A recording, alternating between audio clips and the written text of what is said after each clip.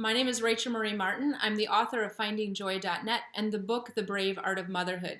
So today we're going to talk about busy, and I want to just set the stage for you. I'm a mom of 7, single mom of 7 for the last 7 years. My youngest is 9, my oldest is almost 23, and I've started my own business, spoken worldwide, and well, I'm stuck in being busy in a lot of the mom stuff. So I really feel like over the course of the years, I've become, let's just say, an authority on what it means to be busy. And in that space, I've discovered that this is a space that we need to dialogue. We need to talk about busy and reclaim our busy. Let me ask you this. If you knew that your car was almost out of gas, there's probably no way that you would think, you know what, I'm going to push it for the next 50 miles, no big deal, we'll make it. Because you know logically that vehicle, once it is out of gas, won't keep going. Yet sometimes in our own life, we get so busy that we think, you know what, I'm going to push it. I'm just going to keep on going. And yet then we get to this place of burnout or we lose our hearts. I am so passionate about all of us not losing our heart in the midst of motherhood. And that's why I want to kind of peel back the layers today and talk with you about being busy, how to break down the excuses of busy, and how to find your heart in the midst of one of the busiest seasons of your life. So first, I want you just to kind of inhale like, okay, it's okay. I mean, we are all busy and it's okay to be busy. Motherhood is an exceptionally busy time. And then I want you to exhale and understand that when we create space in our lives, we create this place for the busy and for what we need to get done, be done and accomplished. Like, none of us like to be called out on our busy. I mean, absolutely. If someone comes over and is like, what in the world are you doing? My immediate place is kind of defensiveness. Like, don't you know I'm so busy, I can't get to the other stuff.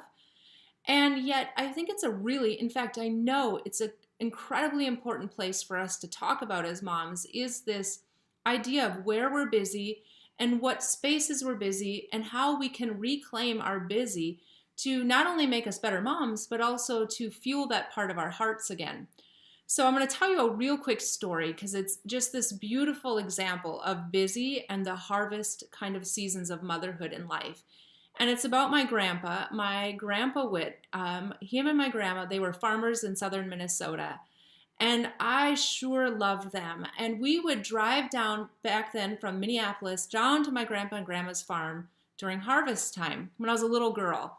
And it was this like magical time. It's fall and all of that. But I'm telling you, I rarely saw my grandpa. And in fact, I rarely saw my grandma. My grandma was always in the kitchen, cooking and prepping meals, and my grandpa was in the field because it was the harvest time.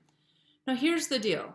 I never doubted either of their love for me. Like, I knew they loved me. So when you're in the process of changing your life or doing things where it takes time from something else, there's going to be times where you might not be on the floor playing Legos or playing or volunteering. But our kids need us to have that part of this. They need us to show up and provide. And that's a level of love. But I want you to really think about this other thing.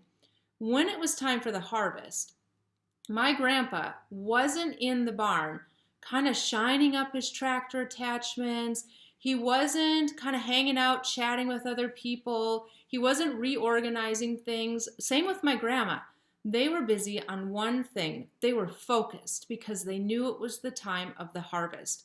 Like my grandpa, he wasn't deciding also like, you know what we should do? We should go to Chuck E. Cheese if that was back then.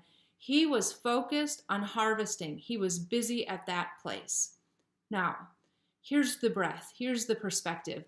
I am like a professional on being exceptionally busy. If you go back to this part in the beginning where I said I don't like to be called out on my busy, it's because I am so good at being busy. But it wasn't until I stepped back and realized that I used busy as an excuse to stop me from doing the hard things. You see, sometimes I would be busy filling my time, being busy doing things that I could say to people, look what I accomplished today. Did you see the pantry, how clean and organized it is? Or, hey, did you see everything else I got done? And if someone called me out on, hey, why didn't you do what I needed? I would say, you know what, I am way too busy, just too busy right now. So I was filling myself and my plate with things that are good, but they weren't the best use of my time. So I want you to look at your to-do list, your schedule, you're busy, and I want you to ask yourself in a gentle but honest way, am I busy in sections of my life that I need to be busy? Are these places that are urgent? Are these places that I need to take care of? Or are these things that really could wait until tomorrow? I'm not saying that you're going to never clean your pantry, organize your silverware drawer, or all of those things. What I'm saying is if you use busy as a way to avoid doing the things that you need to do, then busy becomes an excuse and it kind of can slow us down from our own lives. So look at your to-do list. Look at the items on there, and is there even an item that keeps rolling from day to day to day to day? I've had those lists in my own life. I've had moments where I needed to call and make that phone call, and I just didn't want to get to that phone call. So I always put it on the to-do list so I felt good, and yet it kept rolling. And there comes a day where you have to decide, this item is the most important thing that I need to get done today. This is taking and eating the frog, or whatever that phrase is. It's actually taking control of your life. So look at your busy. I'm not saying that you're not ever going to not be busy. What I want you to do is actually reclaim busy from your life. Don't let busy become something that you passively get involved in, but instead I want you to take an active role in your busy, and I want you to be so aware of your busy that you don't get so busy that you forget to actually get your own gas. Going back to the way beginning of this talk, remember the analogy about you don't stop, you don't decide like, I'm just going to push the fuel tank to go another 50 miles when you know it says there's 3 miles left. Busy can do that for us in our own lives as moms. Being busy can make us think, you know what, there's no time for me today. There's no time for me to do that yoga class. I can't get up early. I can't do it because I'm so busy. That's like denying to get gas for your vehicle. You have to make a decision. I can't make it for you. Nobody else can make it. It really ultimately comes down to you deciding to look at your life, to look at your heart and saying, you know what? I am worth taking time to refuel myself, find my heart, and do the things that I've put off for so long. Trust me, you are so important. And when you decide to give yourself this gift, you will be blessing not only yourself, but your family and friends as well. Listen, I know we're super busy, but here's some truth for you. The timeline of life is going to keep moving forward no matter what. And you and I all are given this opportunity of the gift of today. We all have time. But sometimes we like to use this kind of an excuse, this mindset of if this happened, then I would do something. For instance, if I had money, then I could start writing. If I had time, I could start running again. If I wasn't afraid of rejection, I'd go meet with everybody at that group. Now listen, often the things that are the running, I'd be happy again, I'd write a book, I'd go join a new group. Those are the places that our heart really desires. But we stop ourselves because we get so stuck in the if. In fact, I want you to think of the ifs in your life as brakes. Going back to the intro, that car analogy, here's the deal. You can have your foot on the accelerator, on the gas, all the way down, as hard as you want. But if your other foot is on the brakes of your car, all you're going to do is spin in place, create a lot of noise, a lot of friction, and a lot of moving nowhere. In order to actually move forward in life, we need to kind of give ourselves the grace to lift our foot up off the brakes. And that takes effort and mindset and a commitment to change and a commitment to our own selves and our own heart. So those ifs, if you're sitting there right now thinking, well, that's super nice what she's talking about, but if only the kitchen was clean, then I could do it. Then I could take time to finish listening to this. Then I could read. Then I could write. Then I could do whatever. That if is your brakes. Now listen, think about your kids. 6-year-olds, they don't have excuses about why they can't do something. If my 6-year-old or my 9-year-old comes to me and says, you know what, Mom, for career day, I want to be an engineer. In fact, I want to be the Lego engineer. He is not looking back at his grades thinking, you know what, really struggled with spelling, not going to be a Lego engineer. He just sees his potential, his future as my heart wants to be an engineer. Our children don't have those excuses. And somehow, as we get older and older, the excuses, the ifs, start to become louder and louder and louder. If I had dreams, but I believed I was stuck, if I had money, you're not saying despite the obstacles or despite where you're starting from. You're basically allowing the if, which can be real things in your life, to become the brakes, to become this place where you stop in your life. So if is your excuse, and don't like go, how does she know that's an excuse? Just allow yourself the grace, the moment of introspection where you can look back and go, you know what? I'm really glad somebody's kind of calling me out on that space. I'm really glad because I'm not only saying, hey, look at your life. I'm also saying, listen, you're worth fighting for yourself. You're worth fighting for your heart because when you do that, when you look at those places where you kind of want to tuck them away, you're also not only fighting for your own heart, you're fighting for your kids' hearts. And you're showing them that when they become parents, they don't have to also lose self. So, what if you decided to start basing your future on if and really not basing it on that, like when this happens, and actually start going after the then? What if you decided, you know what, I'm going to run, or I'm going to start writing, or I'm going to take care of the things that I haven't taken care of for so long? Aren't you worth deciding to start putting into motion those processes and steps now? Okay, now there's probably some of you with some worries. That little voice that comes up saying, no way, I can't do that. I can't disrupt my life. Either my life is, it's too uncomfortable right now and I just can't change anything, or it's too comfortable. I just don't want to disrupt the status quo. You know what? When you change something, you are disrupting normal. You're kind of disrupting the equilibrium that you've gotten into. I like to call it the good life. Let's think about the good life for a second. Most of us, without knowing it or not, are kind of told this idea about the good life.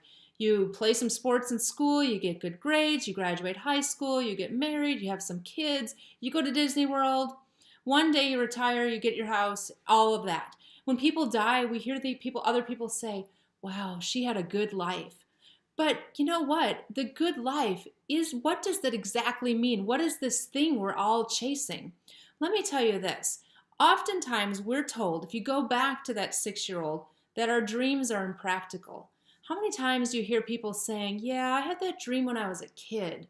Or you think, yeah, that's kind of youthful. It's not practical now. And we take that part of ourselves and we put it on the shelf. We pursue other passions, but there's that part of us that still likes to dance or still loves to play the piano or is the inventor or the engineer like my 6-year-old. But we've gotten so stuck in the mold of following the good life path or all of that, that we don't know how to go back and pursue that part of ourselves, that part of our heart that doesn't really go away as we get older. Oftentimes, I think that we forget that as we get older, we're still adapting, still changing. You wouldn't tell your 20-year-old you figured it out when you were 10. And yet sometimes if we get 30, 40, 50, we think, you know what, we should have our life figured out. That's the sign of being an adult. I want you to step back even more and realize that most of life is this constant ebb and flow, this up and down of figuring out who we are and following our heart and living our dreams. There isn't really midlife crisis. I want you to think of it as more like just another period of time where you're re-examining who you are. So going back to that, are you worth altering normal, disrupting comfortable just a little bit to make changes? Because honestly, life isn't always practical. We know that by the situations that life throws at us. We try to make it all seem to go smooth, but then life throws in curveballs, life throws in ups and downs, and we have to learn to adapt. Adding your dreams to that mix isn't necessarily an easy thing, but it's also a very profound thing because your timeline is going to tick forward no matter what. And there's going to come a day where you're going to have the moment to look back. And do you want to look back thinking, you know what? I am so thankful. I stayed in comfort. I didn't push myself. I didn't risk anything. Or are you going to think back and go, I am so thankful I tried. Here's the truth. If your life needs some changing, if you kind of need to get a little energy back, you have survived in whatever situation you're in. We're really good at adapting and moving forward. And chances are you can tolerate and survive the next day. But the real power, the real bravery in motherhood and our adventure is when we decide, you know what? I don't want to tolerate existing in this situation, existing with this finances, existing where I don't even know my heart is anymore. The real power comes in the bravery when we decide to fight for every single day, planning for tomorrow, breaking down the excuses, and yet finding joy in the moment that we are in right now. So, with that, thank you so much for taking time today to listen to this recording. I know that you're busy, trust me, but I want you to end today thinking, you know what? I did give back to myself, and I spent some time in a place that I love, and I hope that it gave you almost a breath of permission to fuel your own heart again. I'd love to continue the conversation with you. You can find me at Facebook at Finding Joy Blog, and in there we have a fantastic group called Live Your Brave, where we talk about all these moments, the ups and downs and nuances, and I look forward to meeting you there.